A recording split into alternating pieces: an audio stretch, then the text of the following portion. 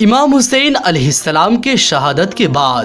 فوز یزید رسول اللہ صلی اللہ علیہ وسلم کے بیٹیوں کو قید کر دیا اور امام حسین علیہ السلام اور ان کے ساتھیوں کو بے گور و کفن زمین کربلا میں چھوڑ کے کوفہ اور شام کی طرف روانہ ہو گیا۔ تو یوں رسول اللہ کے نواسے زمین کربلا میں بے گور و کفن پڑا رہا۔ اتنے میں ایک کبوتر آسمان سے اڑتا ہوا جب زمین کربلا میں گزرا، وہ رسول اللہ صلی اللہ علیہ وسلم کی مہک محسوس کرنے لگا اور دیکھا کہ امام حسین علیہ السلام کا جسم مبارک زمین کربلا میں بکھرے ہوئے ہیں۔ تو وہ چیختا ہوا آسمان میں پرواز کرتا رہا اور دوسرے پرندوں سے کہنے لگا، قیامت آ گئی، بیوی فاطمۃ الزہرا کی بیٹے کو شہید کر دیا گیا اور رسول اللہ صلی اللہ علیہ وسلم کے خاندان کا خون زمین کربلا میں بکھرے ہوئے ہیں۔ تو یوں کبوتر کربلا میں آ کر مقتل گاہ میں پھرنے لگا اور امام حسین علیہ السلام کے غم میں رونے لگے اور حضرت امام حسین علیہ السلام کے خون کو اپنے پروں پر لگانے لگے۔ اس کبوتروں میں سے ایک کبوتر امام حسین علیہ السلام کے خون مبارک کو اپنے پروں میں لے کر مکہ کی طرف روانہ ہوا، دوسرا کبوتر امام حسین علیہ السلام کے خون کو لے کر مدینہ کی طرف روانہ ہوا،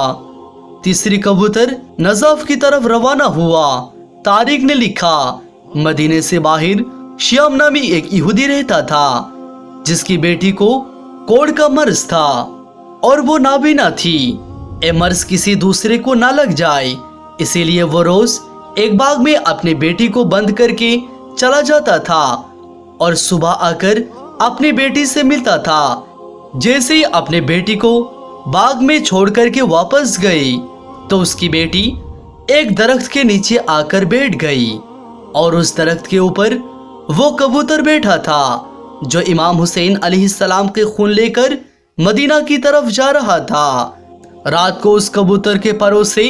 امام حسین علیہ السلام کی خون کی ایک بوند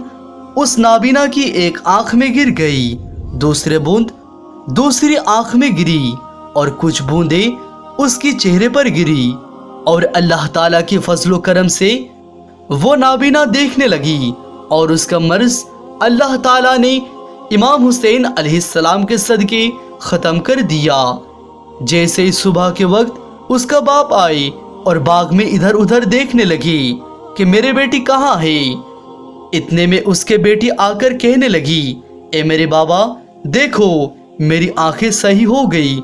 میرے جسم صحیح ہو گیا، میری بیماری ختم ہو گئی۔ اس کے باپ نے پوچھا، یہ کیسے ہوا؟ اس کی بیٹی رو کے کہنے لگی، بابا